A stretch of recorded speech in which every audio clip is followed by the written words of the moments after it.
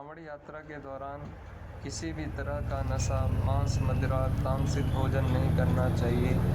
कांवड़ यात्रा पूरी तरह पैदल की जाती है।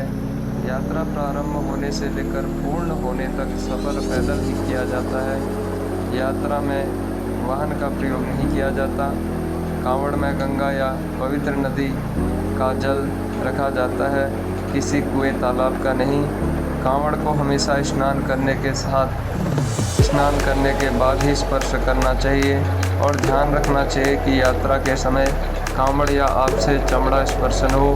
कांवड़ियों को हमेशा जत्थे के साथ ही रहना चाहिए। कांवड़ यात्रा के दौरान ध्यान रखना चाहिए कि अगर आप कहीं रुक रहे हैं तो कांवड़ को भूमि या किसी चबूतरी पर ना रखें। कांवड़ को हमेशा स्टैंड पर, डाली पर ही लटका कर रखें। अगर गलती से ज़मीन पर कांवड़ को रख दिया तो फिर से कांवड़ में पवित्र जल भरना होता है। कांवड़ यात्रा करते समय पूरे रास्ते में बम बम भोले, जय शिव शंकर का उच्चारण करते रहना चाहिए। साथ ही यह भी ध्यान देना चाहिए कि कांवड़ को किसी के ऊपर न लेकर जाएं। कांवड़ मुख्यतः 4 प्रकार की होती है। हर कांवड़ के अपने अपने नियम होते हैं। इनमें सामान्य कांवड़, डाक कांवड़, खड़ी कांवड़, दांडी कांवड़। जो शिव भक्त जिस प्रकार की कांवड़ लेकर जाता है उसी प्रकार से वह तैयारी की जाती है।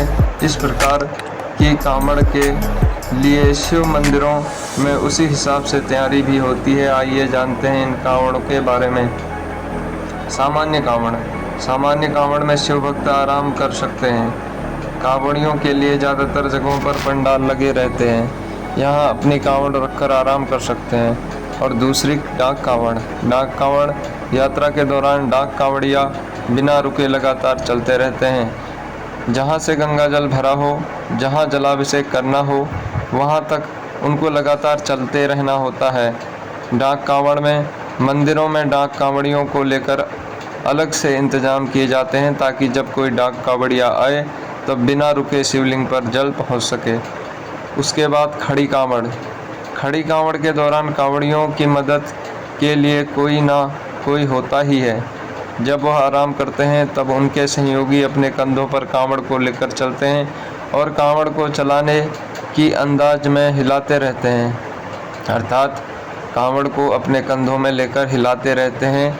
यह खड़ी कांवड़ होती है। उसके बाद दांडी कांवड़ सबसे मुश्किल होती है।